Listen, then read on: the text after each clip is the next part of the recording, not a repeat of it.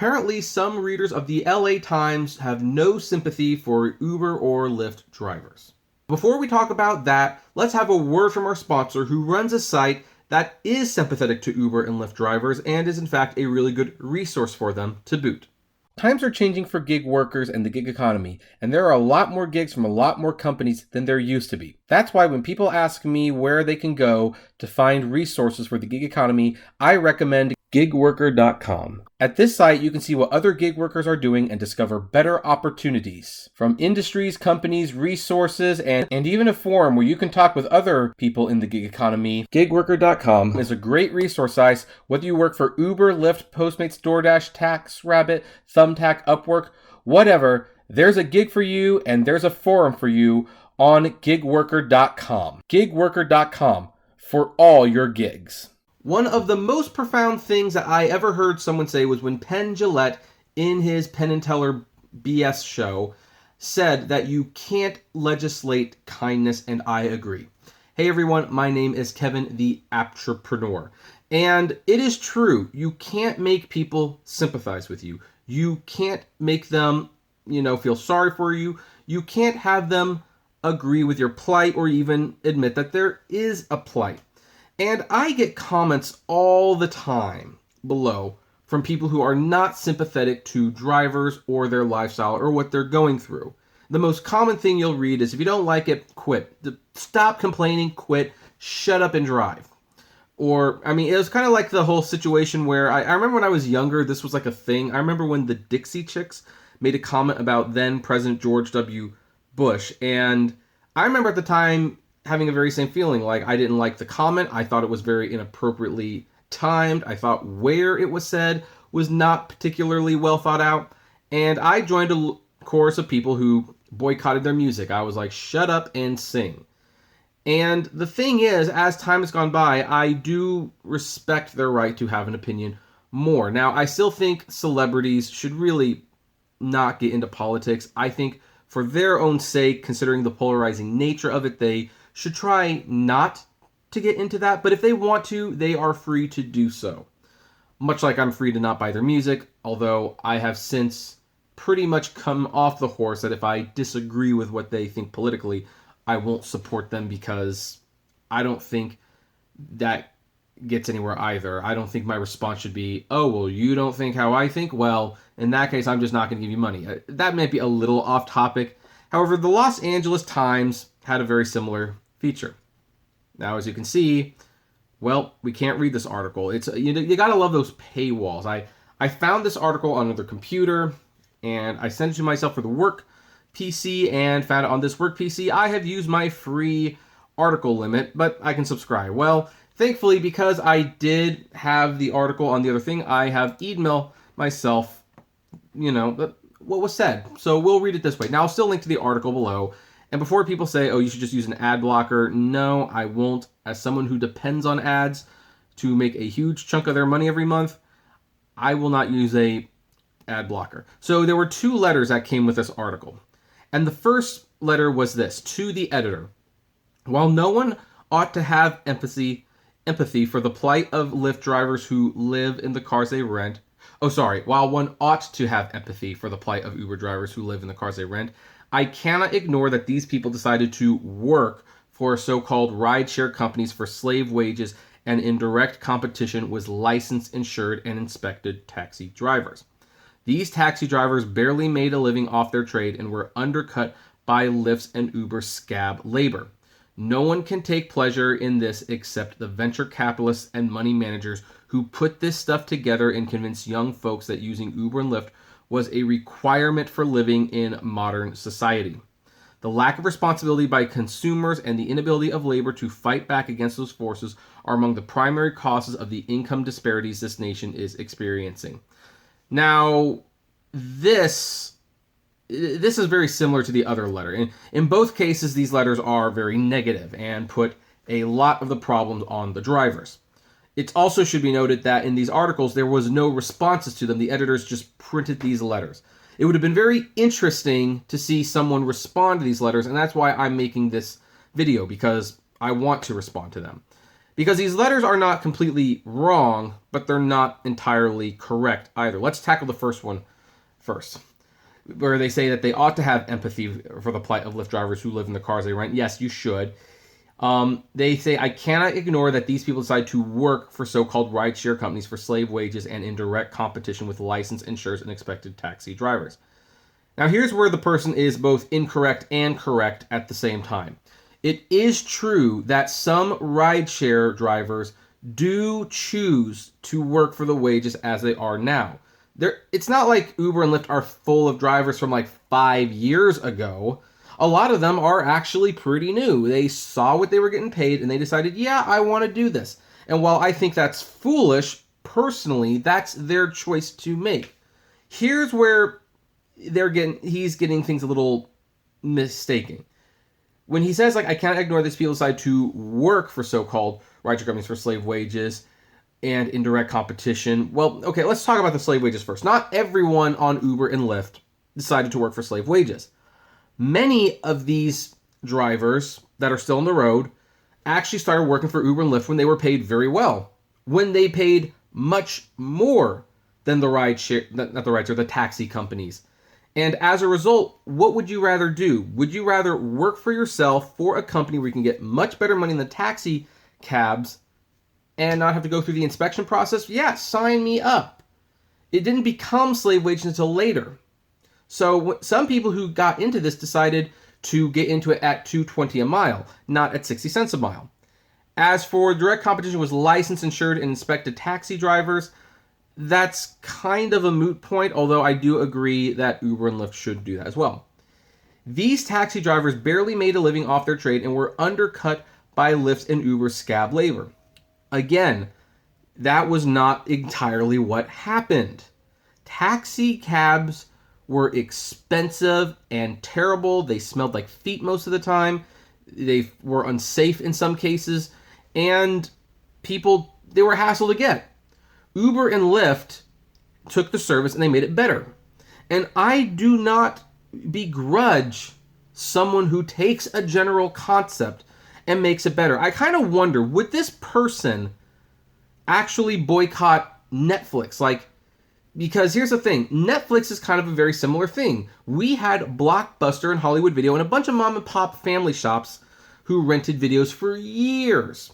Netflix comes along, and not even streaming. They say, hey, we're going to mail the movie to you.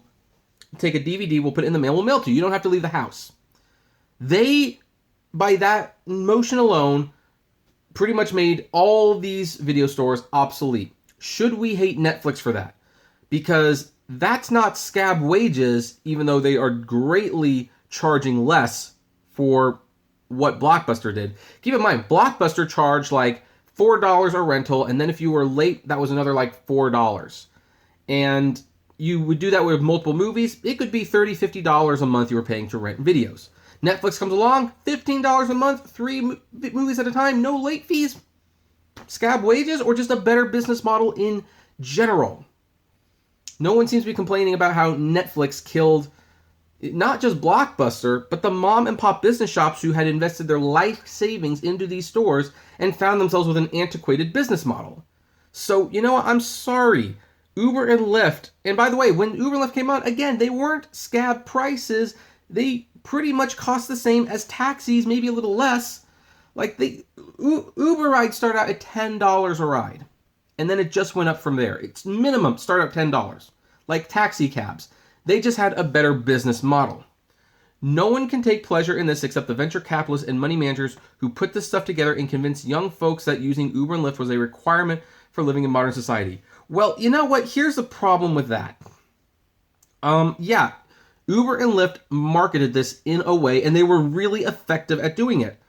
Here's the thing. Marketing can only go so far. You can only say so much that you need this, but the market will ultimately decide whether you need it or not. That's why so many inventions fail. I mean, geez. I'm trying to think of what was the pets.com. Hey, pet lovers need to be part of the site. They wanted to be part of the pet owner's life, and it didn't fly. Sometimes things just don't.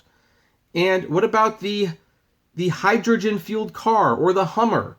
They said, oh, you need this. This is a very nice car. And ultimately the market said, no, we really don't want this. And what hurts me, I love my 3D TV. I love 3D. The market, for the most part, said, nah, don't really care.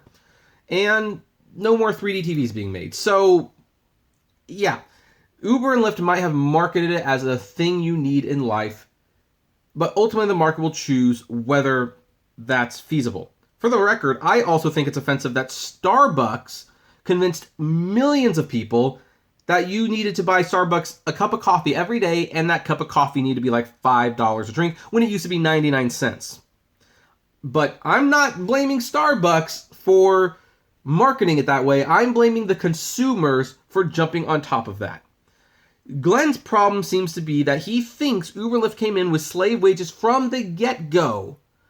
And that's the thing. If the prices were never higher than what they are now, no one would be... well, maybe people would be complaining, but I don't think it would have even caught on to the extent that it did.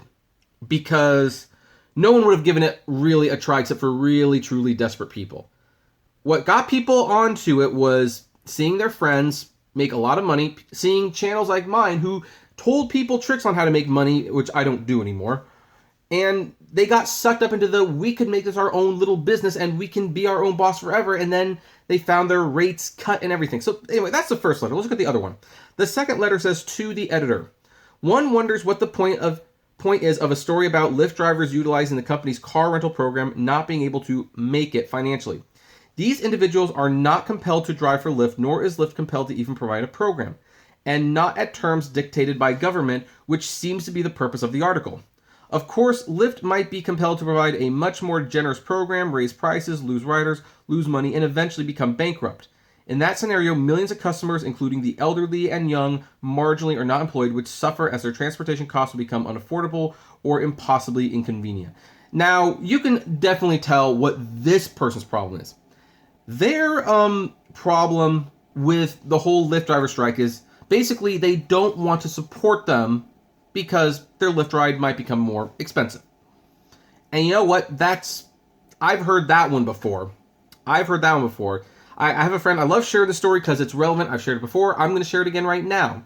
He was driving a passenger around, telling them about the poor wages and the upcoming strike and all that. Yeah, there was like many strikes. And the customer said, I sympathize with your plight, but if you make my Uber ride more expensive, you are now my enemy. People like it being cheap. And I love how they put it this way. In that scenario, millions of customers, including the elderly and the young, marginally or not employed, would suffer as their transportation costs would become unaffordable or impossibly inconvenient. First of all, we've had these people around for decades before Uber and Lyft, and while getting around was tough, it wasn't impossible. Here's what's interesting about them, though.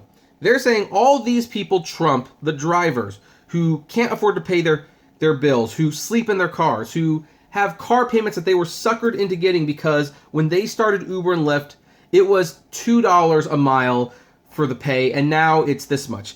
And they assume that if Lyft raised the prices and offered a much more generous program to the drivers, that they'd go out of business. No, that is not true. Uber and Lyft were doing just fine until they started cutting the rates. Now, what's kind of weird about this is he opens with, one wonders what the point is of a story about Lyft drivers utilizing the company's car rental program not being able to make it financially. I don't know why they would even bring that up. Because here's what this says to me. What it says to me is that you have one of these poor people that you're saying would be affected if Uber and Lyft raise their prices, renting a car for unfavorable terms to try to make money. That's what it says to me. I think that's why people jump into the rental program. Oh, well, there's a couple of reasons they jump to the rental program. First, they maybe don't qualify for getting their own vehicle. That's one reason. Maybe they just want to try it out and see if it's even worth their time. That could be another reason. A third reason, this is becoming a much more popular reason, by the way. If you do a lot of driving and you're going through all these cars, having a rental program kind of makes sense. If you're going to be on the road all the time and you can drive as much as you want, do the car rental, write it off at the end of the year. That's why they would do that. Now, what does that have to do with Lyft raising their price? I don't know. I don't know. So, I mean, what the point of that article is that even if you get one of these programs, it makes it difficult to make it. That's the point of all these articles, is that Uber and, well, more specifically in this case, Lyft drivers are suffering and they can't make ends meet. That is ultimately the point of these articles. And what these people are doing for different reasons, saying we should not feel sorry for them, they don't matter. In the first guy's case, he is under the misguided belief that it was always scab prices, and that's their fault. To the second guy, he is against them because it would raise his precious Lyft ride. And by the way, it's funny because this second person is a good example of the young folk that the first guy complains about, who thinks that Uber and Lyft are a requirement, which is really funny. Now, the one thing I'm going to give these people is that, yes, they choose to do this. I mean, I've told people, if it's not working for you, don't do it. And when people, strike, look, I encourage the strikes. Be prepared to move on. Look for other work while you're doing this. If it's not working for you, don't stick around. That's what hurts Uber, and that's what feeds them the ammunition they need to do things like this. So, yeah, I do agree that the drivers are partially to blame for this, but you should feel sympathetic towards them because they're human beings who are being mistreated by corporations. For the first guy, he should be sympathetic to the fact that a lot of people were duped into doing this and now can't get out. For the second guy, he should be concerned as someone who cares about young people and elderly people and the marginally or not employed. He should be sympathetic to the fact that these people are being exploited. So there's a little irony to these letters, and you see comments like this all the time on my channel, on other channels, a lot of stuff like that. So I think I've said my piece. I wish the LA Times had actually responded to these. Again, I'll link to the article below, although you can see it right there. That's all there is to it. Anyway, I'd love to know what all of you think about these letters. What would your responses be? Comment below, like, favorite, share, subscribe. If you enjoy my videos, consider becoming a Patreon member. It's totally optional, of course, but even as low as $1 a month goes a long way to helping the channel run smoothly, and you get access to my Patreon exclusive blog.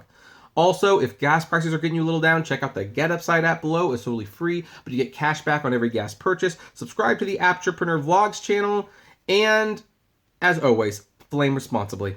Have a good one.